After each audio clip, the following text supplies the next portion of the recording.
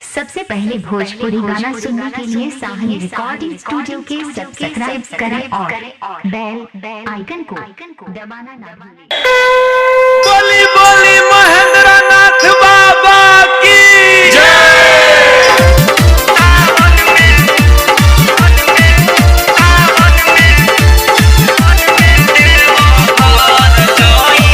Mix by Suhana studio Panchdevari बाजार।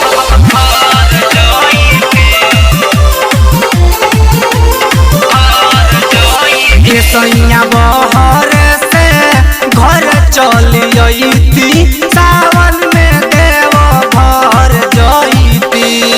सैया बहर से घर चली सावन में देव घर जईती। जाके बाबा लगे सुख हम पैती सावन में देव घर जईती। सैया बहर से घर चली सावन में देव घर जईती।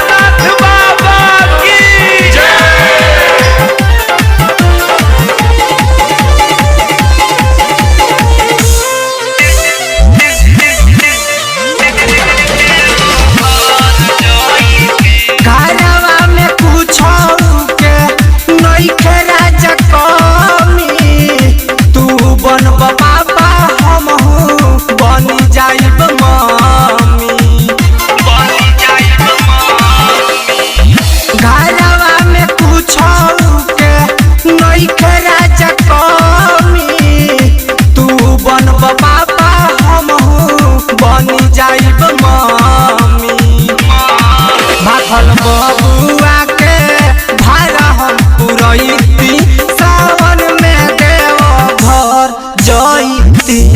सैया बहर से घर चली सावन में देव घर जईती।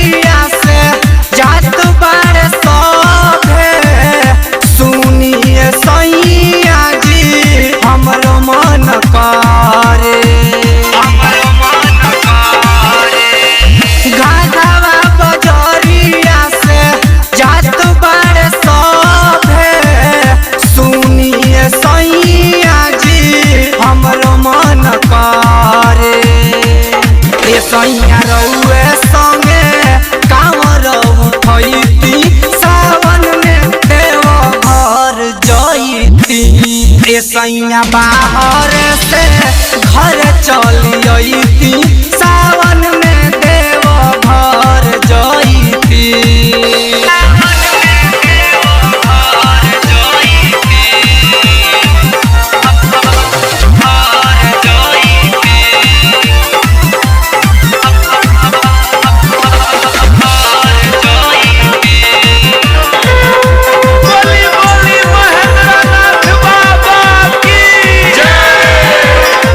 Mix by Suhana studio